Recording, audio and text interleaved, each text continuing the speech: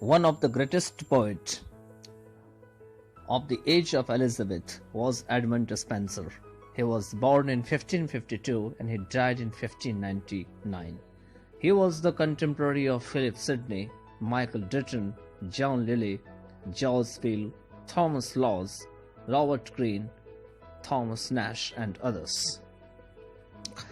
He was born in East Smithfield, in London, to John Spenser, a clothmaker, and later he was educated at Merchants Taylors' School and at Pembroke Hall, Cambridge, in a Puritan college. After his BA in 1573 at the age of 21 and MA in 1576 at the age of 24, he left Cambridge for Kent. At Kent, he acted as secretary to Dr. John Young, former master of Pembroke College and newly appointed Bishop of Rochester. At Kent, he published his first publicly released poetic work, The Shepherd's Calendar, in 1579 to positive reviews. It was dedicated to Philip Sidney.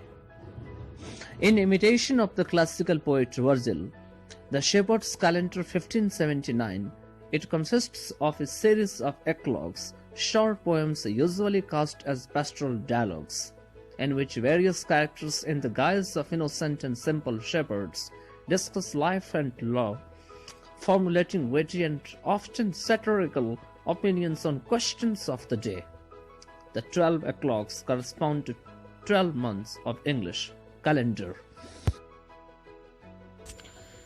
With the help of his poetry, Spenser hoped to secure a place at court, which he visited in Walter Raleigh's company to deliver his most famous work, The Faerie Queene. It has book 1 to 3 and it was written in 1590, and book 4 to 6 it was written in 1596. He offered Elizabeth the Faerie Queene in an attempt to gain her favor. In recognition for his poem, Elizabeth awarded Spenser £100. However, he could not satisfy with that to Lord Berkeley because of lampooning in the text of Mother Hubbard's tale for preventing the payment of the sum promised by the Queen. As a consequence of that, he had to return to Ireland in early 1591 without further promotion. It was in Ireland that Spenser met Elizabeth Boyle, a young woman from an important English family. His year-long suit to win her hand in marriage is recorded in his sonnet sequence, Amity. In June 1594, he finally married Elizabeth Boyle and dedicated the marriage song Epithalamion in 1595 to his young bride. Both Amity and Epithalamion detail the course of love during his courtship. The marriage song Epithalamion 1595 to his young bride. Both famous works, Amity and Epithalamion, detail the course of love during his courtship and celebrated its consummation in his marriage. Astrophel, a pastoral elegy upon the death of the most noble and valorous knight, Sir Philip Sidney in 1595, and Prothalamion in 1596 are his other works.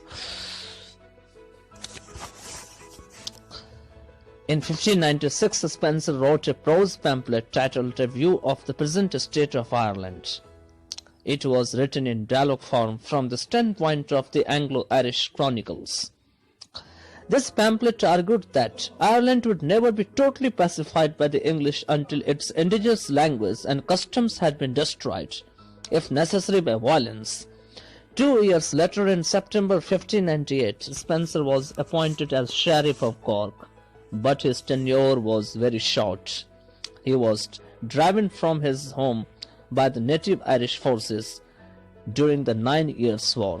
He took up lodging in King's Street, and it was here that he died in January 1599. Later he was buried in Westminster.